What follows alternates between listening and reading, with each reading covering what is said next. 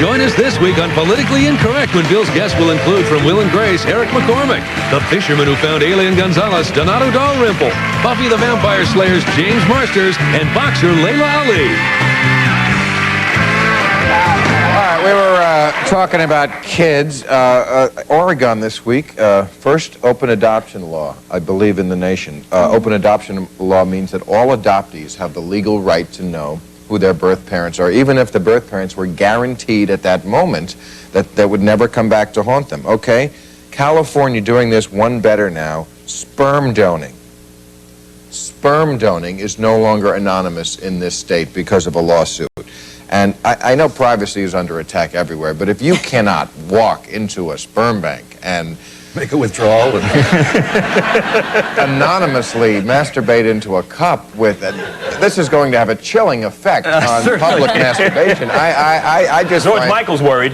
We know that. It's really giving a second I thought. find this to be just another attack on privacy, that nothing is private. You can't even sperm donate anymore. It should just be optional for both people. What do you mean optional? I think it should be when he comes in and decides he's going to take that magazine and that cup, he needs to fill out, yes, I can be identified, or no, I can't. And it needs to be a stern yes or no, and it needs to be that way for the mother. When she comes in, she should have that option if she wants a sperm donor that her child could find when it's an adult. You're making an important point, is that this doesn't happen without a middleman. There is a bank. There's somebody who runs that, who And makes it's crowded money. at lunch hour. I understand. But they sort of want it like an ATM. There's somebody who makes money off this transaction. This guy who's legally responsible. This guy who's being brought into the trial, he donated 320 times. Ooh. At 30. Boy, his arm's tied. They should stop you after about 100 donations, I believe. Get him some baby oil. He must be chafed.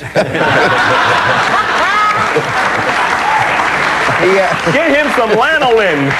There's a lot of people want his name. He's earned over $11,000 in a 5-year period. 11,000. I thought farm subsidies were a ripoff. It must be this is a there's nothing left. I think just dust comes out now. No. It's over 5 years, but I mean, still. See, I think it's really kind of funny that the same people who make privacy a religion in this country are the same people who are coming and just trampling over everybody's privacy rights in this issue. Ken Starr. There's a... Speaking of... There's a contract between the sperm donor guy and the bank, and there's a contract between the bank and the adoptive parents. So there's contracts involved here. This is a legal issue, and in America, contracts should be honored. You shouldn't have these judges who are just willy-nilly throwing this contract out and saying it's irrelevant. Or pension funds or insurance companies or medical law organizations changing their rules after they've already taken their money. You know what? It was my understanding, though. I agree with that. It was my understanding, though, that they were trying to get more information about some of the donors, like maybe further genetic stuff. I mean, there's certain... You guys noticed that we all just agreed? We do. Everybody just agreed. All right, everybody, come together. Kumbaya. I haven't said what I think. All right, I have to take a break. We'll be right back on that. We can all agree.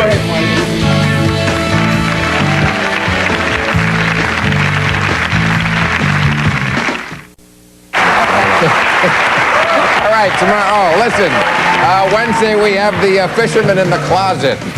It's on our show. Tomorrow, James Marsters, Nicole Sullivan, Trey